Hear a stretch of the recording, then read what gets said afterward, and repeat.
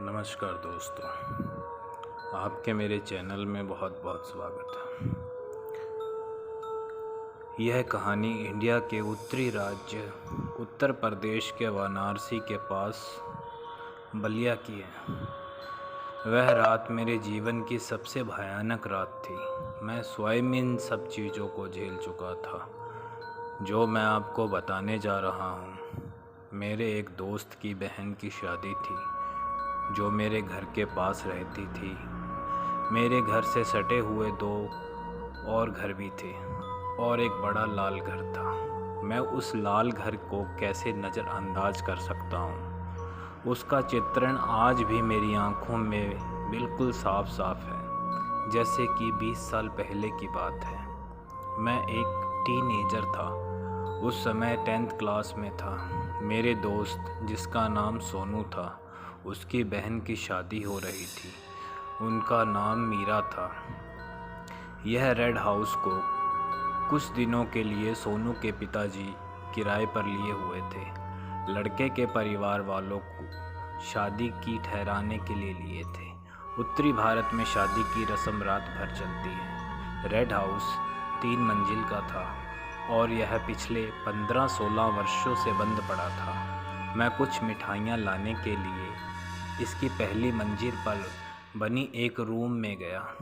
उस रूम में लगता था कि एक बालकनी है, क्योंकि दूल्हे के परिवार और सभी रिश्तेदारों के लिए सारी तरह की मिठाइयाँ वहीं ही रखी हुई थी। मैं देखता हूँ बालकनी की रेलिंग पर, जो 2 फीट ऊंची थी, शुद्ध सफ़ेद साड़ी पहने एक महिला बैठी थी, जिसके खुले लंबे भूरे बाल थे। उसकी आंखें बिल्कुल लाल थी। मुझे वहाँ से बैठे देख रही थी। मेरे नज़र से जैसे ही उस पे पड़ी, वह कर्कश और तेज हंसी से हंसने लगी और फिर अचानक चुप हो गई और बोली, तुम्हें क्या चाहिए? तो तुम यहाँ क्यों आए हो? फिर अचानक एक बच्चे की तरह रोने लगी और कहा, वापस चले जाओ, मैं किसी को भी नहीं छोड़ूंगी। मेरे घर से अभी तुरंत तुम सब निकल जाओ। मैं यह बात सुनकर अब सच में डरने लगा। मैं वहाँ से तुरंत नीचे की ओर भागा और सोनू के पापा को बुलाने गया। जब मैं सोनू के पापा को बुलाने के लिए गया और उनके पापा को साथ में लेकर वापस आया, तो वह कोई नहीं था। सोनू के पापा ये देखकर मुझ पर भड़क गए कि इतना सीरियस टाइम में तुम्हें मजाक सूझ रहा है। जब वह मुझे डांट रहे थे, तभी हमने नीचे से चिल्लाने की आवाज़ सुनी, फिर रोने की आवाज़ सुनी। नीचे से आने लगी आवाज़। हम सब तुरंत ही नीचे चले गए। हमने देखा कि बाथरूम के फ्लोर पे दूल्हा गिरा पड़ा हुआ था। ऐसा लग रहा था जैसे उसे बिजली के झटके दिए गए। उसकी मौके पर ही मौत हो गई थी। उस समय ही सारा खुशी का माहौल मातम में बदल गया।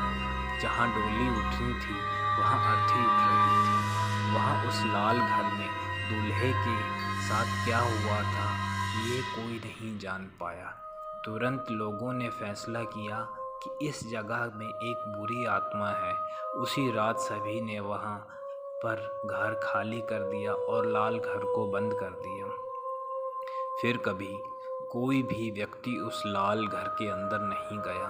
बाद में उस घर के मालिक ने हमें बताया कि यह घर लेडीज़ का था, जिसमें बेटे के साथ वह घर खरीदा था और वह औरत अपने एक नौकर के साथ वहाँ उस लाल घर में रहा करती थी। एक रात कहानी की बातों से पता चलता है कि उसी रात वह महिला गायब हो गई थी और उस रात के बाद उसे किसी ने नहीं देखा। कुछ समय बाद वह नौकर घर के अंदर अजीब स्थिति में मृत पाया गया। लोग कहते हैं कि उस नौकर ने अपने मालकिन को मार डाला था और उसकी मालकिन की आत्मा ने उसे मार डाला था और वह आज भी वहाँ रहती है। उसकी आत्मा वहाँ किसी को भी नहीं रहने देती, फिर चाहे कोई भी सिर्फ एक रात के लिए भी रहना चाहे। थैंक यू दोस्तों।